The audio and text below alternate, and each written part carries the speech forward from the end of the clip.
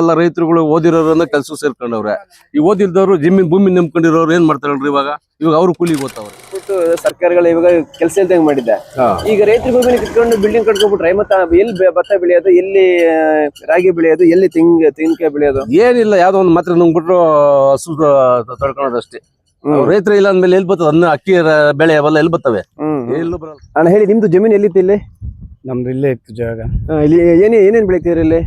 ನಾವು ಮಾಮೂಲಿ ರಾಗಿ ಬೆಳಿತಾ ಇದ್ದ, ಮತ್ತೆ ಸಿಲ್ವರ್ ಮರ. ಶಿವರಾಮ್ ಕಾರಂತ್ ಬಡಾವಣೆ BDA ಈ ಬೋರ್ಡ್ ನಾವು ನೋಡ್ತಾ ಇದ್ದೀವಿ. ಇದು ಬ್ಯಾಂಗ್ಳೂರ್ನಲ್ಲಿದೆ. ಮುಂಚೆ ಈ ಒಂದು ಸ್ಥಳ ಗಾಣಿಗರ ಹಳ್ಳಿಯಾಗಿತ್ತು, ಈಗ ಬಡಾವಣೆ ಆಗಿದೆ. ಈ ಒಂದು ಬಡಾವಣೆಯ ಇತಿಹಾಸವನ್ನ ಕೆದಕ್ಲಿಕ್ಕೆ ನಾನು ಹೋಗ್ತಾ ಇದ್ದೀನಿ. ಅದಕ್ಕಿಂತ ಮುಂಚೆ ನಮಸ್ಕಾರ ಬೆಂಗಳೂರು. ನನ್ನ ಹೆಸರು ಮುನ್ನರಾಜು ಅಂತ, ಗಾಣಿಗರಹಳ್ಳಿ ನಿವಾಸಿ. ಅಣ್ಣ, ನೋಟಿಸ್ ಏಕಾಏಕಿ ಬಂದು ಕೊಟ್ಟಾಗ ನಿಮಗೆ ಏನು ಭಯ, ಮತ್ತೆ ಇನ್ನೇನು ಮುಂದೆ ಜೀವನ ಇಲ್ಲ ಅಂತ ಅಂದಾಗ ನಿಮಗೆ ಭಯ ಆಗ್ಲಿಲ್ವಾ? ನಾವು ಗೌರ್ಮೆಂಟ್ ನ ಎದುರಾಕೊಂಡು ನಾವು ಇದ್ ಮಾಡಕ್ ಆಗುತ್ತಾ? ನಮ್ಗೆ ಜೀವನ ಇನ್ ಹೆಂಗಪ್ಪ, ಇನ್ ಮುಗೀತು ನಮ್ ಕತೆ ಅಂತ ನಾವು ನಿರ್ಧಾರ ಮಾಡ್ದೋ.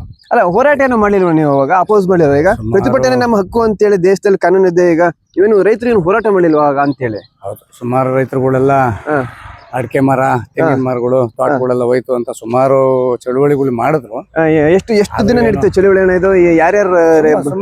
ಸುಮಾರು ದಿನಗಳು ಚಳುವಳಿಗಳು ನಡೆದ್ರು. ಅಹೋರಾತ್ರಿ ಏನ್ ಧರಣಿ ಅಲ್ಲ, ಮಾಮೂಲಿಯಾಗಿ ರೈತರುಗಳು ಅಲ್ಲಲ್ಲೇ ಬೆಂಕಿ ಹಾಕ್ಲಿಲ್ವಾ ಇಲ್ಲಿ ಸರ್ಕಾರ, ಗೌರ್ಮೆಂಟ್ ಪೊಲೀಸ್ ಜಿಪಿಗೆ ಮತ್ತೆ ತಹಸೀಲ್ದಾರ್ ಜಿಪಿಗೆ? ಆತರ ದೊಡ್ಡ ಮಟ್ಟದಲ್ಲಿ ಏನು ನಡೀಲಿಲ್ಲ. ಮಣ್ಣಲ್ಲಿ ಕೆಲವು ದಶಕಗಳ ಹಿಂದೆ ರಾಗಿ, ತೆಂಗಿನ ತೋಟ, ಸೀಬೆ ತೋಟ, ಅಡಿಕೆ ತೋಟ, ಜೋಳ ಎಲ್ಲ ಬೆಳೀತಾ ಇದ್ರು. ಈಗ ಅದ್ಯಾವುದು ಕಾಣ್ತಿಲ್ಲ, ಬದಲಾಗಿ ನಿವೇಶನಗಳ ಒಂದು ಜಾಗ ಆಗಿದೆ. ನೋಡಿ ಹೆಂಗಿದೆ.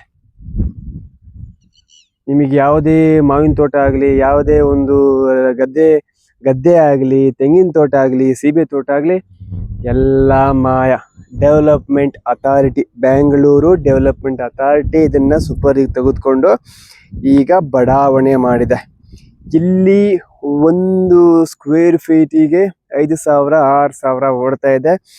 ರೈತರಿಗೆ ಪರಿಹಾರ ಏನು ಕೊಟ್ಟಿದ್ದಾರೆ ಅಂತ ಹೇಳಿದ್ರೆ 1 ಎಕರೆಗೆ 8 ಸೈಟ್ ಅಂತ ಕೊಟ್ಟಿದ್ದಾರೆ.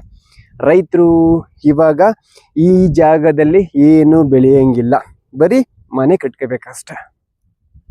ಅದು ಸಾಮಾನ್ಯವಾಗಿ ಅಂತಿಂತ ಮನೆ ಅಲ್ಲ, ಶೀಟ್ ಮನೆ, ಗುಡಿಸ್ಲು ಮನೆ, ಆ ಥರ ಎಲ್ಲ ಬಿಲ್ಡಿಂಗ್. ಈ ಡೆವಲಪ್ಮೆಂಟ್ ಅಥಾರಿಟಿ ಯಾವ ಥರ ಸೂಚನೆ ಕೊಡುತ್ತೆ ಆ ಥರವಾಗಿ ಇಲ್ಲಿ ಬೆಳಿಬೇಕಾಗುತ್ತೆ. ಈಗ ನಾವು ಇಲ್ಲಿನ ಒಂದು ಜನಗಳನ್ನ ಮಾತಾಡಿಸಿದಾಗ ಏನು ಹೇಳ್ತಾರೆ ಅಂತ ಹೇಳಿದ್ರೆ, ನಾವು ಸರ್ಕಾರ ಮುಂದೆ ಹೋರಾಟ ಮಾಡೋಕ್ಕಾಗಲ್ಲ, ಮತ್ತು ಸರ್ಕಾರ ಮುಂದೆ ನಾವು ಹೋರಾಟ ಮಾಡಿದ್ರೂ ಸುಪ್ರೀಂ ಕೋರ್ಟು, ಹೈಕೋರ್ಟು ಬೇರೆದೇ ಆದಂತಹ ಒಂದು ತನ್ನ ಅಭಿಪ್ರಾಯವನ್ನು ಕೊಡುತ್ತೆ. ಅಭಿವೃದ್ಧಿ ಅಂತ ಬಂದಾಗ ನಾವು ಏನೂ ಮಾಡಲಿಕ್ಕಾಗಲ್ಲ ಅಂತ ಹೇಳ್ತಾ ಇದ್ದಾರೆ. ಹಾಗಾದರೆ ರೈತರು ಬೆಳೀತಕ್ಕಂಥ ಜಮೀನಿಗೆ ಬೆಲೆ ಇಲ್ವಾ? ದೇಶದ ಬೆನ್ನೆಲುಬು ರೈತ ಅಂತ ನಾವು ಹೇಳ್ತೀವಿ, ಮತ್ತು ಅವ್ರದ್ದೇ ಭೂಮಿಯನ್ನು ಕಿತ್ಕೊಂಡು ಆ ಒಂದು ಜಾಗದಲ್ಲಿ ನಾವು ಕೈಗಾರಿಕೆಗಳನ್ನು ಕಟ್ತಾ ಇದ್ದೀವಿ, ಹಾಗೆ ಬಡಾವಣೆಗಳನ್ನು ಮಾಡ್ತಾ ಇದ್ದೀವಿ. ಮತ್ತು ದೇಶದ ಬೆನ್ನೆಲುಬು ರೈತ ಯಾಕೆ, ಅನ್ನದಾತ ಅಂತ ನಾವು ಯಾಕೆ ಕರಿಬೇಕು? ಈ ಅಭಿವೃದ್ಧಿ ಹೆಸರಲ್ಲಿ ರೈತರನ್ನ ಭೂಮಿ ಕಿತ್ಕೊಂಡು ಯಾಕೆ ಒಂದು ಆ ಜಾಗದಲ್ಲಿ ಈ ಕೈಗಾರಿಕೆಗಳನ್ನು ನಿರ್ಮಾಣ ಮಾಡಬೇಕು, ಹಾಗೆ ಲೇಔಟ್ಗಳನ್ನು ಮಾಡಬೇಕು? ಸರ್ಕಾರದ ಈ ಗ್ರಾಮ ಠಾಣಾ ಜಾಗ ಹಲವಾರು ರೀತಿಯಲ್ಲಿ ವೇಸ್ಟ್ ಆಗಿ ಬಿದ್ದಿದೆ. ಅಂತ ಒಂದು ಜಾಗವನ್ನು ಬಿಟ್ಟು ಈ ಊರಿನವರ ಈ ಒಂದು ಬಡ ಜಮೀನನ್ನ ಕಿತ್ಕೊಂಡು ಅದರಲ್ಲಿ ಆ ಜಮೀನಿನಲ್ಲಿ ಇವರು ಬಡಾವಣೆ ಮಾಡ್ಕೊಂಡಾದ್ರೆ ಯಾವ ಥರ ಅಭಿವೃದ್ಧಿ? ನಿಜವಾಗ್ಲೂ ನಾವು ಓದಿದ್ದೇ ವೇಸ್ಟಾ? ಹಂಗಾರೆ ನಮ್ಮ ಕಾನೂನುಗಳು ಏನು ಹೇಳ್ತೇವೆ?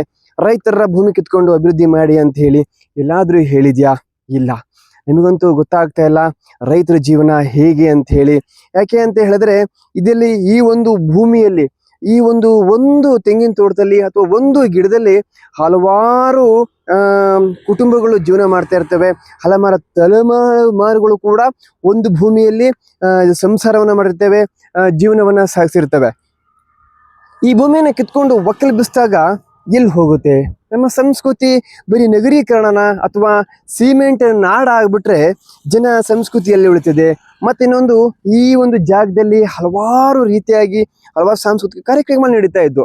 ಈ ತೋಟ ಅಂತ ಹೇಳಿದಾಗ ಗಿಡಗಳಿಗೆ ಪೂಜೆ ಮಾಡ್ತಕ್ಕಂಥದ್ದು, ಹಸುಗಳಿಗೆ ಪೂಜೆ ಮಾಡ್ತಕ್ಕಂಥದ್ದು, ಗದ್ದೆಗಳಿಗೆ ಹಸುಗಳು ಬರ್ತಾ ಇದ್ವು, ಜೊತೆಗೆ ಕುರಿಗಳಿದ್ವು, ಮೇಕೆಗಳಿದ್ವು, ಮತ್ತೆ ನಾಯಿಗಳಿದ್ವು, ಅವೆಲ್ಲ ಇದ್ವು.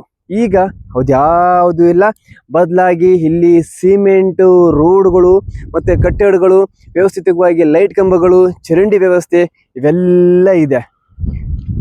ತುಂಬ ಜನ ಈ ಒಂದು ಜಮೀನನ್ನ ರೈತರಿಂದ ಕಿತ್ಕೋಬೇಕಾದ್ರೆ ಹೋರಾಟ ಮಾಡ್ತಾರೆ. ಹೋರಾಟ ಮಾಡಿದಾಗ ರಾತ್ರಿ ಬಂದು ಪೊಲೀಸ್ನವ್ರು ಬಂದು ಅವ್ರನ್ನ ಒದ್ದು ಜೈಲಿಗೆ ಹಾಕ್ತಾರೆ. ಇಲ್ಲಿ ಡೆವಲಪ್ಮೆಂಟ್ ಅಂತ ಹೇಳ್ತಾ ಇರ್ತೀವಿ. ನಾವೇನ್ ಡೆವಲಪ್ಮೆಂಟು? ಯಾವ ತರ ಡೆವಲಪ್ಮೆಂಟು? ಮನುಷ್ಯರನ್ನ ಡೆವಲಪ್ಮೆಂಟ್ ಮಾಡ್ಬೇಕಾ ಅಥವಾ ಏರಿಯಾನ ಡೆವಲಪ್ಮೆಂಟ್ ಮಾಡ್ಬೇಕಾ? ಒಂದು ಅರ್ಥ ಆಗ್ತಾ ಇಲ್ಲ. ಒಂದು Bangalore is not A planned city ಅಂತ ಹೇಳ್ತೀವಿ. ಪ್ಲಾನ್ಡ್ ಸಿಟಿ ಮಾಡಕ್ ಬಂದ್ರೆ ರೈತರು ವಿರೋಧ, ಜನಗಳು ವಿರೋಧ. ಮತ್ತೆ ಪ್ಲಾನ್ ಸಿಟಿ ಮಾಡೋದು ಹೇಗೆ? ಒಂದು ಅರ್ಥ ಆಗ್ತಿಲ್ಲ. ನಿಲ್ಸ್ಕೊಂಡೇ ಎಲ್ಲ ಖಾಲಿ ಮಾಡಿಸೋದು. ಅದು ದಬ್ಬಾಳಿಕೆ ಅನ್ಸ್ಲಿಲ್ವಾ ರೈತರ ಮೇಲೆ? ಅದು ಕೇಳೋರು ಯಾರು? ದಬ್ಬಾಳಿಕೆ ಅಂತಂದ್ರೆ ಇವಾಗ ಅಮಾಯಕರು ಯಾರು ಕೇಳ್ತಾರೆ? ಸರ್ಕಾರ ಏನ್ ಮಾಡೋದು? ಸರ್ಕಾರನೇ. ಮತ್ತೆ ಸುಮಾರು ಜನ ಈಗ ರೈತ ನಾಯಕ ಅಂತ ಹೇಳ್ಬಿಟ್ಟು ಪೇಪರ್ ಅಲ್ಲಿ, ಟಿವಿಲಿ ಬೋರ್ಡ್ ಹಾಕೊಂಡು ಟ್ಯಾಗ್ ಲೈನ್ ಕೊಡ್ಕೊಂಡು ತಿರ್ಗಾಡ್ತಾ ಇರ್ತಾರೆ ಸಿಟಿಲಿ ಹೈಟೆಕ್ ಕಾರ್ಗಳಲ್ಲಿ. ಅವ್ರು ಯಾರು ಬರ್ಲಿಲ್ವಾ ಇಲ್ಲಿ? ಯಾರು ಬರ್ಲಿಲ್ಲ. ರೈತರ ಭೂಮಿಯನ್ನ ಕಿತ್ಕೊಂಡು ನಾವು ಟೌನ್ಶಿಪ್ ಮಾಡ್ತೀವಿ, ಅಲ್ಲಿ ಹಬ್ ಮಾಡ್ತೀವಿ, ವಿಮಾನ ನಿಲ್ದಾಣ ತರ್ತೀವಿ ಅಂತ ಹೇಳ್ತಾ ಇದೆ. ಇವೆಲ್ಲ ಕಿತ್ಕೊಂಡು ಆದ್ಮೇಲೆ ಈ ತರ ಬಡಾವಣೆಗಳಾಗುತ್ತೆ, ಉಳ್ಳವರ ಪಾಲಾಗುತ್ತೆ. ರೈತ ಎಲ್ಲಿ ತಾನು ತೆಂಗಿನ ತೋಟ ಮಾಡ್ತಾನೆ, ರಾಗಿ ಗದ್ದೆ ಮಾಡ್ತಾನೆ, ಹಾಗೆ ಸೀಬೆ ತೋಟ ಮಾಡ್ತಾನೆ, ಅಡಿಕೆ ತೋಟ ಮಾಡ್ತಾನೆ, ಒಂದು ಅರ್ಥ ಆಗ್ತಾ ಇಲ್ಲ. ಈ ಎಲ್ಲ ತೋಟಗಳನ್ನ ಮರೆತು ನಗರೀಕರಣ ಮಾಡ್ಕೊಂಡು ಎಲ್ಲಿ ಕೆಲ್ಸಕ್ಕೆ ಹೋಗ್ತಾರೆ? ಒಟ್ಟಿಗೆ ಏನ್ ತಿನ್ನೋದು? ಒಂದು ಅರ್ಥ ಆಗ್ತಾ ಇಲ್ಲ. ಹಾಗಾಗಿ ತಿಳಿದಂತಹ ಸರ್ಕಾರ ಎಲ್ಲಿ ನಮ್ಮ ಕರ್ನಾಟಕದಲ್ಲಿ ಖಾಲಿ ಜಾಗ ಇದೆ, ಏನು ಗ್ರಾಮಠಾಣ ಅಂತ ಹೇಳ್ತೀವಿ, ಬರಡು ನೆಲ ಇದೆ, ಅಲ್ಲಿ ಎಲ್ಲ ಸುಸಜ್ಜಿತವಾಗಿರ್ತಕ್ಕಂಥ ವ್ಯವಸ್ಥೆಯನ್ನ ಕಲ್ಪಿಸ್ಕೊಟ್ಟು ಅಲ್ಲಿ ಟೌನ್ಶಿಪ್ ಅನ್ನು ಮಾಡಲಿ, ಅಲ್ಲಿ ನಗರೀಕರಣ ಮಾಡಲಿ, ಅಲ್ಲಿ ಇಂಡಸ್ಟ್ರಿಯಲ್ ಏರಿಯಾ ಮಾಡಲಿ ಅನ್ನೋದು ಪ್ರತಿಯೊಬ್ಬ ಪ್ರಜ್ಞಾವಂತ ನಾಗರಿಕರ ಮಾತು.